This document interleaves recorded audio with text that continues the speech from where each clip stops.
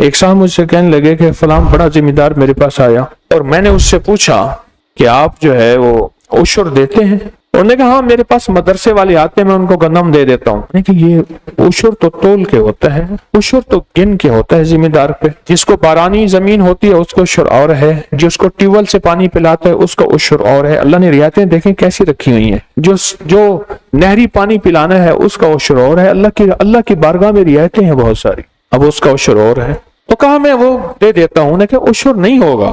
اس نے کہا ہمارے عشر یہی ہوتے ہیں۔ اس نے بڑی بے توجہ سے لیا، کہا میری اکثر باتیں ہوتی رہتی تھی۔ اپنے تھریشر کے ساتھ کھڑا تھا تو ایک چھوٹا سا تنکا اڑتا ہوا تھریشر کا، گندم یہ لگتی ہے نا، تو اس کا اڑتا ہوا ہلکا سا تنکا آنکھ میں لگ گیا۔ اکثر لگ جاتا ہے، آنکھ ملتے ہیں آنکھ سے نکل آتا ہے، اکثر مل جاتا ہے، لگ جاتا ہے۔ اصل میں ہوتا یہ ہے قریب رہ کے قدردانی رہ جائے یہ بڑی مشکل ہے۔ قریب بھی ہو اور قدردانی بھی ہو، دو کاف ہمیشہ کبھی کٹھے نہیں ہوں گے۔ قریب کا اور قدردانی کا کاف کبھی کٹھا نہیں ہوگا۔ قریب رہ کے بدگمانیاں، شک وساوس بہت بڑھ جاتے ہیں، پھر اندر بندہ بدگمانیاں اور شک وساوس پالتا ہے، صرف وجود کسی مجبوریوں کے تحت چلتا ہے۔ یہ لفظ میں پھر دہراؤں گا، اندر بندہ شک وساوس بدگمانیاں پالتا ہے اور پھر وجود کسی مجبوری کے تحت چلتا ہے۔ اب اس آنکھ کا علاج کیا، اس میں کوئی ڈراپر ڈالا، پانی کے چھینٹے مارے، ٹھیک نہ ہوا، پھر تھوڑا سا ڈاکٹر کے پاس گئے، اس نے کوئی علاج آنکھ کا دیکھا، تنکا نکال دیا،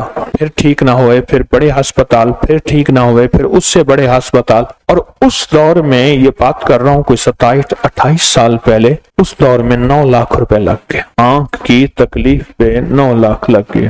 تو کہا میں عیادت کرنے گیا، حال احوال پوچھا، کہنے لگے ایسے ایسے تکلیف ہوئی۔ میں نے ان سے کہا کتنا لگا؟ کہا 9 لاکھ۔ میں نے کہا عشر بنائیں ذرا اپنا، عشر بنائیں۔ کہا اس کو ٹھا کر کے زمین لگی، اپنے منشی کو بلایا اور کہا کہ جتنی میری فصل ہے اس کا عشر بنا، جتنی فصل کپاس ہوتی ہے، گندم ہوتی ہے یا جو بھی ہوتی ہے اس کو عشر بنا۔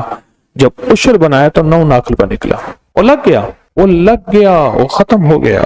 یہ کالے روگ ہیں، ان کالے روگوں سے کیسے نکلیں؟ اس وقت ہوں گے جب دل کی دنیا میں روشنی آئے گی، دل کی دنیا میں نور آئے گا اور دل کی دنیا آباد اور شاد ہوگی۔ یہ اس وقت ہوگی جب دل کی دنیا روشن ہوگی اور آباد اور شاد ہوگی، یہ اس وقت ہوگا۔ اگر دل کی دنیا میں روشنی نہ آئی اور دل کی دنیا آباد اور شاد نہ ہوئی، پھر کالے روگ ہماری زندگی میں رہیں گے، پریشانیاں، مشکلات اور مسائل اور دکھ۔ اور اگر اگلی بات اس سے حیران کن ہے، اگر دل کی روشنی نہ ملی، اس کا ایک نقصان یہ ہوگا کہ ہمیں کالے لوگوں کو پتہ نہیں چلے گا، یہ میرا دوست ہے، یہ میرا دشمن ہے، یہ کون ہے، اس کا اندر کیا ہے، روشن ہے، اس کا اندر کیا ہے، اس کے اندر میں سیاہی ہے، اس کے اندر میں میرے لیے کیا ہے۔ پھر کالی دنیا کا اور کالے لوگوں کا پتہ نہیں چلے گا اور انسان پھر ساری عمر لوگوں سے دھوکہ کھاتا رہے گا، لوگ دھوکہ دیں گے اور دھوکہ دینے کے بعد خوش